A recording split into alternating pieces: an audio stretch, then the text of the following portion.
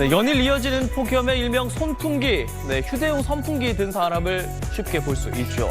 하지만요, 잘못 사용하면 오히려 체온을 더 높일 수 있다는 경고도 나왔습니다.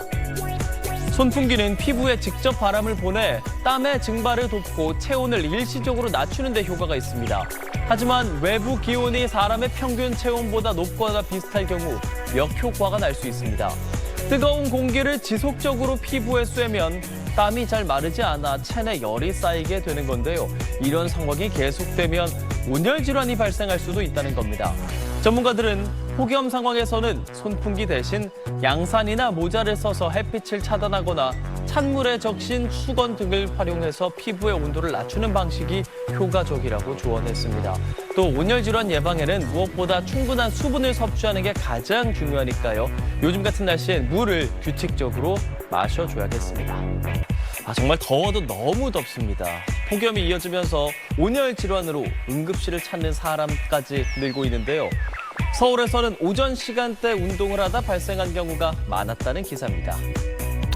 지난 5월 15일부터 7월 7일까지 서울에서 발생하는 온열 질환자 85명입니다. 지난해 같은 기간보다 3배 이상 늘어난 거거든요. 발생 장소와 시간대, 연령대 등에서는 전국적인 양상과 차이를 보였습니다. 작업장보다는 길가와 운동장, 공원 등 야외 여가 활동 공간에서 더 많이 발생했고요. 또 오후보다는 오전에, 노년층보다는 30, 40대에게 더 많이 나타났습니다. 특히 길가에서 발생한 오련 질환자 45명 가운데 25명은 오전 시간대 시작한 마라톤 중에 발생한 걸로 신고됐습니다. 서울시는 비교적 선선한 오전 시간대라도 충분한 수분 섭취나 컨디션 조절이 미흡하면 건강한 사람도 온열 질환에 걸릴 수 있다는 주의를 당부했습니다. 네, 올여름 더위는 이제 사람들 건강까지 심각하게 위협하고 있습니다. 어제 하루에만 응급실을 찾은 온열 질환자가 200명을 넘어선 걸로 집계됐습니다.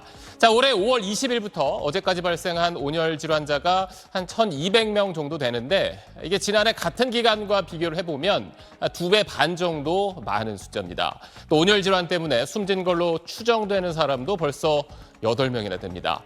자, 그럼 올여름 폭염으로부터 우리 건강을 지키려면 어떻게 해야 할지 지금부터 전문가와 함께 자세히 알아보겠습니다. 신경외과 전문의인 조동찬 한양대 특임 전문 교수 나와 있습니다. 자, 옛날에는 여름에 더위 먹었다 이렇게 표현도 했었는데 이제 그렇게 넘어갈 수 없는 수준이 됐습니다. 폭염이 얼마나 위험한 건지 좀 구체적으로 설명을 해주시죠. 네, 오늘 서울 날씨 바로 예를 들어보겠습니다. 기온이 35도씨, 습도가 45%, 이런 게 6시간 이상 있었는데요.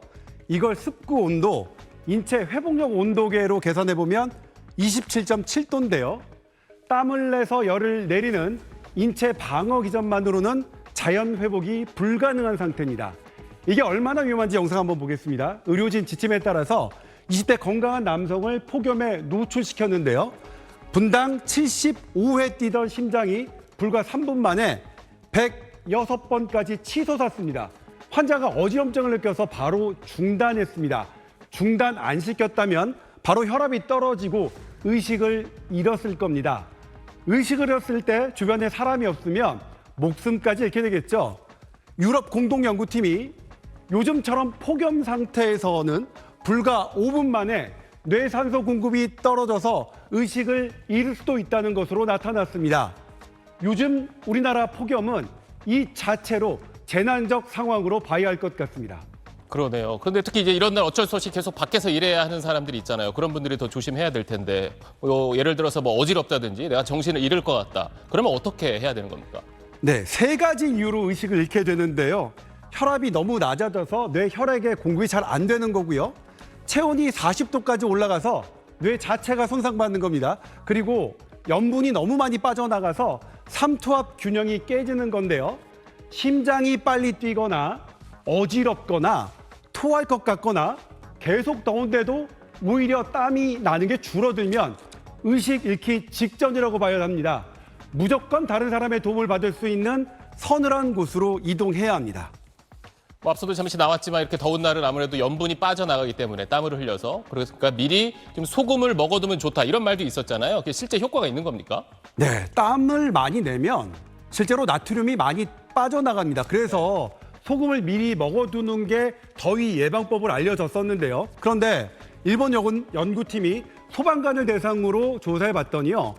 폭염 직전이나 폭염 이후에 소금을 섭취하면 온열 질환 위험이 최고 23배나 높아지는 것으로 나타났습니다. 소금을 대충 집어 먹으면 너무 짜게 먹는 경우가 많겠죠. 이러면 오히려 삼투압 균형이 깨져서 뇌 부종이 일어나기 쉽기 때문입니다. 그래서 체액과 비슷한 이온 음료로 염분을 보충하는 게 안전합니다.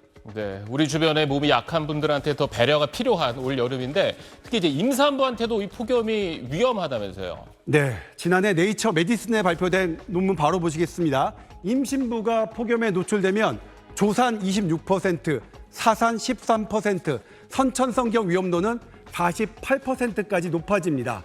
임신부에 대한 특별한 배려가 필요합니다.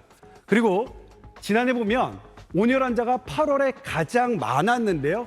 올해도 그럴 것 같습니다. 왜냐하면 더위가 길어질수록 더위에 대응하는 신체 능력이 소진되기 때문입니다. 그래서 적어도 8월까지는 3일 연속 일하면 적어도 반나절은 푹 쉬는 그런 방어적인 행동이 개인적으로나 사회적으로나 필요할 것 같습니다. 지금처럼 저희가 장마철에 폭우나 홍수 대비하듯이 이제 여름에 이런 폭염에 대한 준비도 철저히 하겠습니다. 네, 지금까지 조동찬 한양대 특임 전문 교수였습니다.